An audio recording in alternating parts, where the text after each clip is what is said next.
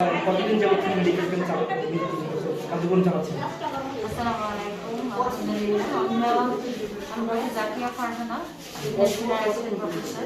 আমি বিগত 3 দিন ধরে মেডিকেল ক্যাম্প করছি শহীদ ওসমান হাদির স্মরণে মাগফিরাত কামনায়। এই ধরনের ক্যাম্প তো আসলে প্রায় হয়, আর এবার নতুন করে ওনার স্মরণে, ওনার মাগফিরাত কামনায় এবং ওনার বিচারের দাবিতে আমরা এই ক্যাম্পটা করেছি। আমাদের ক্যাম্প 3 দিন ধরে চলতেছে। আমি যেহেতু চোখের ডাক্তার, আমি চোখের রোগীগুলোই দেখতেছি মূলত, এবং আমি গত 3 দিন ধরে প্রায় 1200-এর মতো পেশেন্ট রেখে ফেলেছি।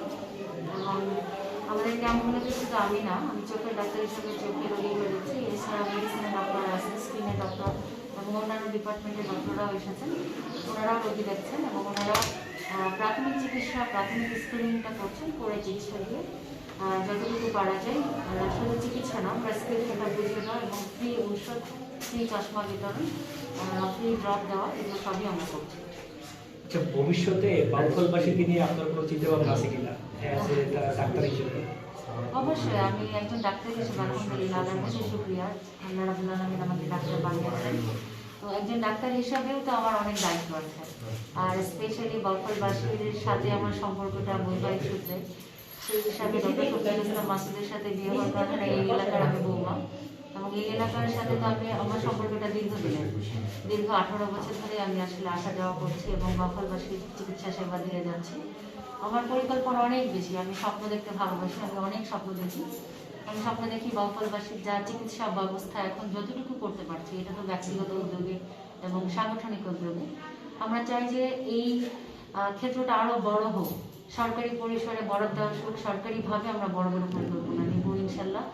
এখানকার স্বাস্থ্য খাত উন্নয়ন করব, হসপিটালগুলোর ইমপ্রুভমেন্ট করব।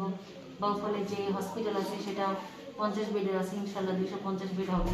এর বাইরে আমরা এখানে চাই যে ভালো ডক্টর বসবে, ভালো হসপিটালের ইবনে সিনা যেটা আছে সেটাও এক্সটেনশন হবে, এবং অন্যান্য ডিপার্টমেন্টের যে ফ্যাসিলিটিগুলো পাচ্ছে না সেটাও যেন এখানে পায়।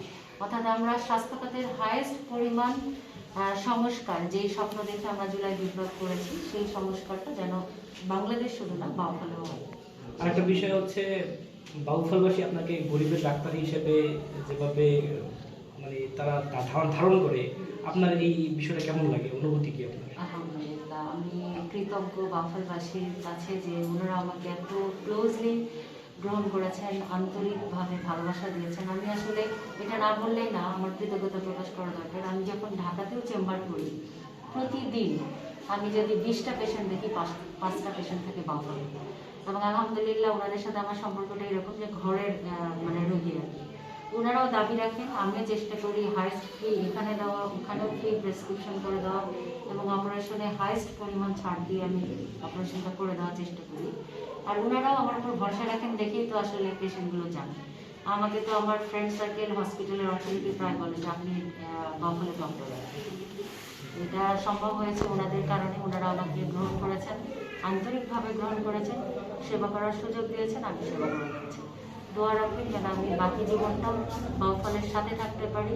জয় পরাজয় আসবে, কিন্তু এটার সাথে কোনো সম্পর্ক নেই। আমি একজন মানুষ হিসাবে, ডাক্তার হিসাবে আমি বাউফলবাসীর পাশে থাকবো। ধন্যবাদ, মূল্যবান। ভালো থাকবেন। সাংবাদিক বন্ধুদেরকে অনেক ধন্যবাদ, এবং যারা আজকে সহযোগিতা করছেন সকলকে ধন্যবাদ। আর ক্যাম্পে যারা এসেছেন রোগীরাও কষ্ট করছেন, সবাই দোয়া রাখবেন, শৃঙ্খলভাবে থাকবেন। আমরা সর্বোচ্চ সেবাটুকু দিয়ে যাবো ইনশাআল্লাহ।